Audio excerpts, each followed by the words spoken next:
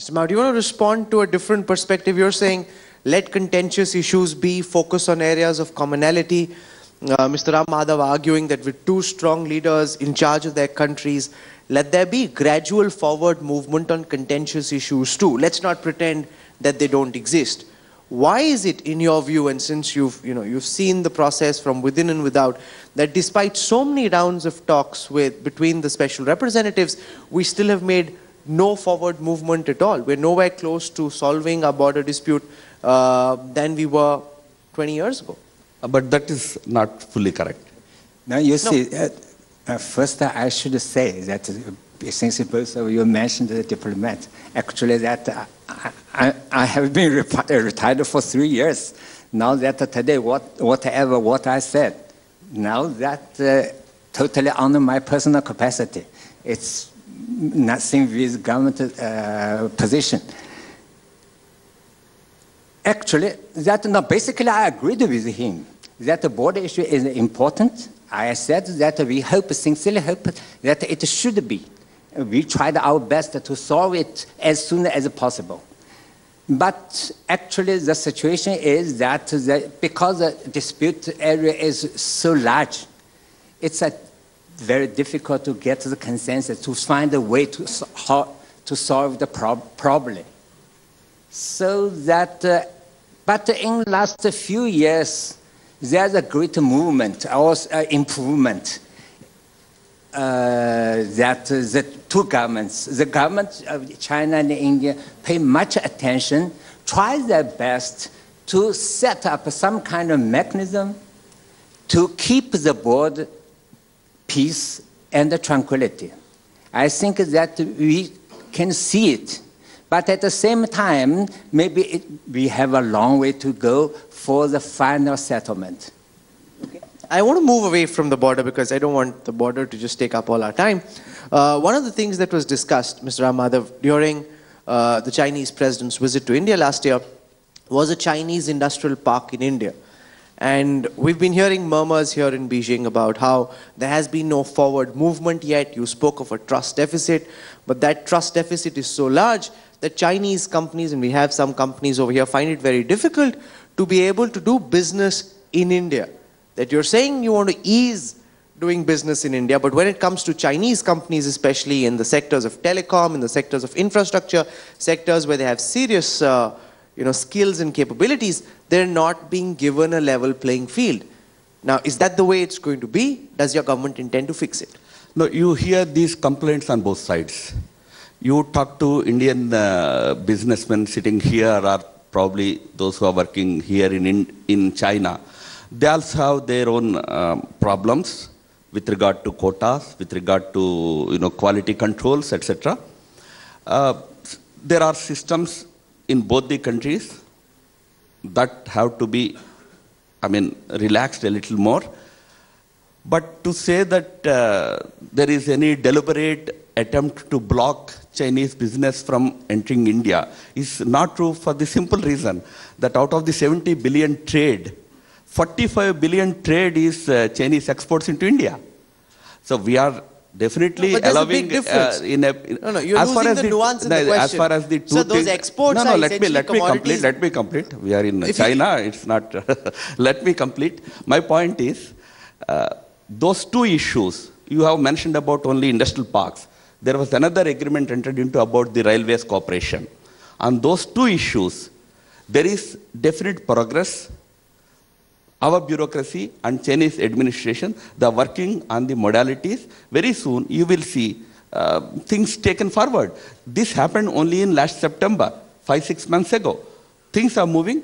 I hope these two issues on which there was an agreement at the time of the visit of Chinese president, we will see definite progress. Very smartly you skirted my question, because my question is not about Chinese exports, where of course a product is made, Indian importers come here, they take the product back.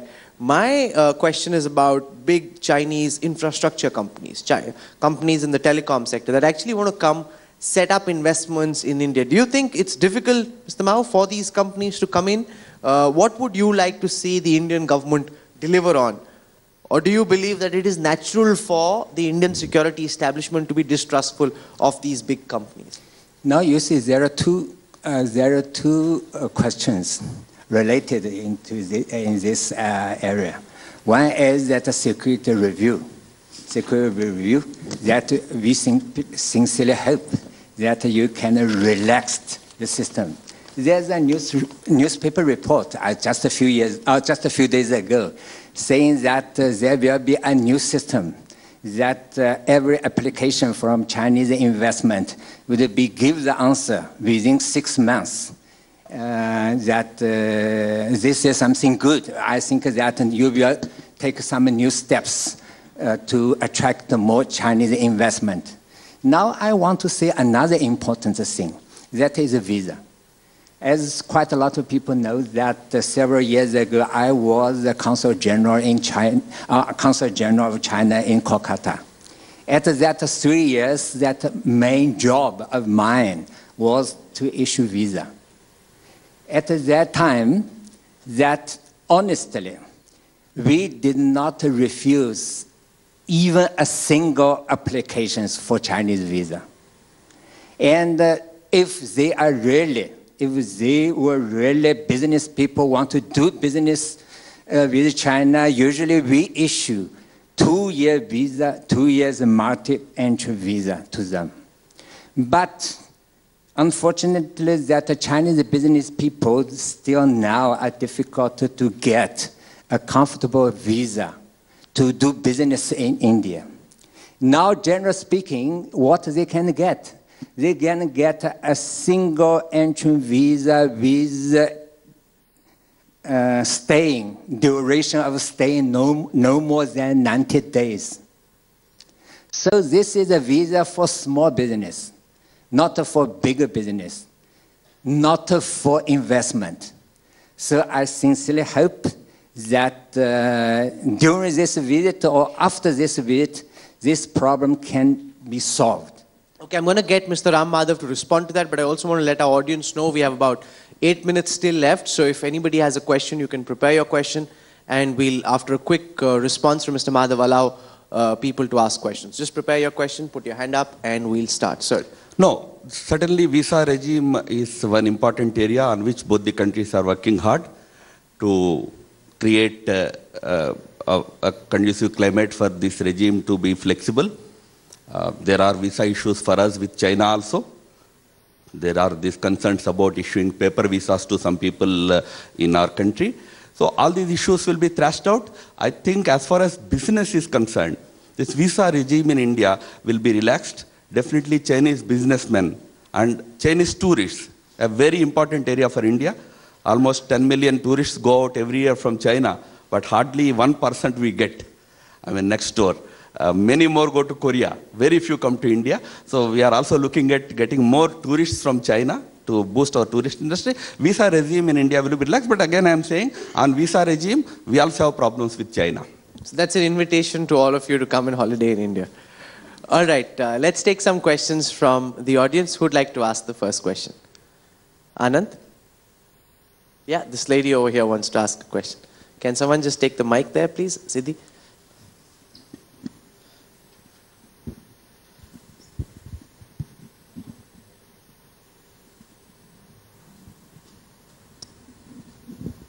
Hello, good morning, Mr. Ray. So I will have 3 questions, maybe. Okay. Do you just want to tell us your name and who you are, what you do? Oh, yes. My name is Yang Fanxin. I'm coming from Renmin University of China, Chongyang Institute for Financial Studies. So very nice to hear today and have a chance to ask questions. My question is that, a month ahead of Prime Minister Modi's visit to China, has been interviewed by, and he said that Sino-India relationship will be a new level of energy. So I would like to know about this. What does he mean about a new level of energy? And another question, 2 questions about the boundary. He said that the most important point right now is the peace and tranquility, but he also said that they will have realistic expectations. So I would like to know what is his meaning about the realistic expectations. And should we just answer these two questions first to start with? yes. All Okay, right, if thank that's you. all right with you. So where do you bring new energy from? What is this new energy that the Prime Minister talks about? How is this different from the old energy in the India-China A relationship? new energy is already evident in the manner in which both the leaders are engaging with each other, and they are talking frankly with each other. You please read the statements of both the leaders in September last year in Delhi. There is more openness and greater commitment to addressing all outstanding issues, not trying to dodge issues. And more importantly, you see greater bonhomie between the two leaders. President Xi Jinping visits Gujarat. Our Prime Minister goes and receives him there. Our Prime Minister visits Xi'an. President Xi Jinping goes and receives him there. There is greater friendship and greater personal equation between the two leaders. It infuses new energy naturally. When two leaders of two countries engage closely, that infuses new energy. Definitely the energy levels in this relationship have gone up. So what are the realistic expectations you spoke about, Mr. Mao? She asks you about, you're saying that have realistic expectations when it comes.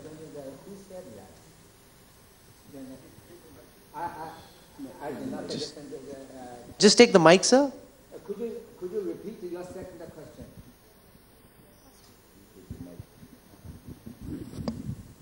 Actually, my last two questions is also to Mr. Ren. It is about Prime Minister Modi's saying that he said we do have realistic expectations. So I would like to know about what does he mean the realistic expectations about the boundary dispute, and what does PM Modi's pragmatic actions toward the Sino-India boundary disputes? Thank you. I think he's quoting from the timing.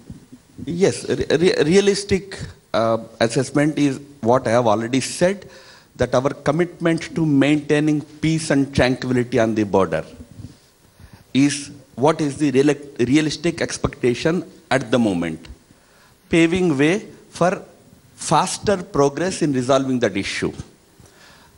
I don't agree fully with Rahul when he says there was no progress at all in the last 20 years, or last 30 years, I would say. The border group was formed in early 80s. But there is substantive progress on a number of sectors. We have come to a kind of an understanding. But there are areas where we still have to make enough progress. That is where maintaining peace and tranquility, avoiding violation of the LAC is important. Okay, we'll take one final question. Can someone just take the mic to Anand? Thank you. I'm Anant Krishnan, and the Beijing-based correspondent for India Today. As you know, recently Chinese President Xi Jinping went to Pakistan, and he opened a $46 billion investment corridor. So I had a question to each of you. My question for Mr. Mao Suwei is that by building this corridor through disputed territory, which it connects Xinjiang through Pakistan-occupied Kashmir to Pakistan, do you think that China is giving a wrong signal to India in terms of creating concerns in India about the Silk Road economic belt? And my question for Mr. Ram Madhav is, those of us who are following this project were actually surprised that in the last few months we haven't had any statements from the Indian government actually expressing concerns. We had statements maybe a year ago, 2 years ago, but now that this huge project is actually going to build all this infrastructure in POK, why is it that the Indian government hasn't taken it up more strongly? Sir. Okay, I think that basically that your first question is about China, my personal understanding of China-Pakistan relations. I think I'm in the position to answer your question since that I had been posted in Islamabad for 5 years. So I know something about the China-Pakistan relations. Our Pakistan friends usually like to say that the China-Pakistan relations is higher than a friendship, is higher than the Himalayas, deeper than oceans, and sweet than honey. I agree with that. Because that personally, I have been there for 5 years. I touched the national feeling of Pakistan people towards China. Really very friendly. Very, very friendly. But now that at the same time, we needed to see needed to say that China-Pakistan relations in a new perspective. That in the Cold War times, at that time, United States, Pakistan, China were on one side, India and Russia on another side. At that time, there's a confrontation situation. Now the situation is totally different. That China's South Asia policy put it a very simple way, that we want two friends, both Pakistan and India. Maybe that Indian friends don't believe me. I just suggest you do one thing. We know that the Kashmir dispute is a main issue between India and Pakistan. You just check the joint document between China and Pakistan. There's no single word mentioned about Kashmir. That means we want to take a neutral position as far as the India-Pakistan main problem is concerned. We hope that you can to solve it peacefully. Okay, now about the latest development. Latest development, we know now Pakistan in a difficult position. It needs international assistance. I think there's no doubt about that. I remember many years ago, maybe in 1999, at that time the BJP Prime Minister Vajpayee visited Lahore. That was a big event called the bus diplomacy. Mr. Vajpayee took the bus, went to Lahore through Wagah border. And in Lahore, he visited a very important monument called the Mina-e-Pakistan. Actually, this is a political symbolic monument for the creation of a sovereign state of Pakistan itself. And during that visit, Mr. Vajpayee wrote on the visit book a very important statement saying that a stable, ensure, prosperous Pakistan is in India's interests. I think this important statement is still very relevant. Not only relevant for India and also relevant for China. Okay. So that we want to do our best to support Pakistan now that since they are in a little bit difficult situation. Mr. Amma, the final words from you. China is constructing massive infrastructure projects in Pakistan-occupied Kashmir, and the Modi government hasn't uttered a squeak. So you have answered one point. The projects that are being undertaken are in Indian territory, occupied by Pakistan. So whether you mention the name of Kashmir or not is immaterial. The construction is happening in areas that are legally that belong to India, today occupied by Pakistan. But coming to that important question of Pakistan-China relations, we under the new government are following this policy of de-hyphenation of our relations. India-China relations will be developed independent of China's relations with other countries, or for that matter, India's relations with other countries. While we follow this policy of de-hyphenation, I don't explain, I would only leave it at that unfortunately China believes in re-hyphenation. That explains that relationship. Friends, I would like to submit one thing. We have a lot of optimism about this relationship between India and China. We are taking a totally new course in strengthening this relationship. We have to see how China looks at this relationship, how China responds to it. We are two big Asian powers. There is a Confucian dictum in China which says there cannot be two suns in the sky. But there is a Deng's doctrine which says there is enough space for both countries to prosper. I hope China follows the doctrine of Deng. We both together can prosper and make the world peaceful. To all our guests for lighting up the India Today Global Roundtable and for joining us in Beijing, thank you very much. This has been a very, very fascinating first session. We have a lot more lined up. Thank you, sir, very much for joining us. Can we have a round of applause for our guests, please? Can I now invite all of you to join us for coffee and tea right outside? In the meanwhile, our sister channel Aaj Tak is going to be doing a quick recording. If you follow Hindi and you want to stay back and participate, you can do so. Just have a quick cup of coffee and we'll start immediately after that. Thank you.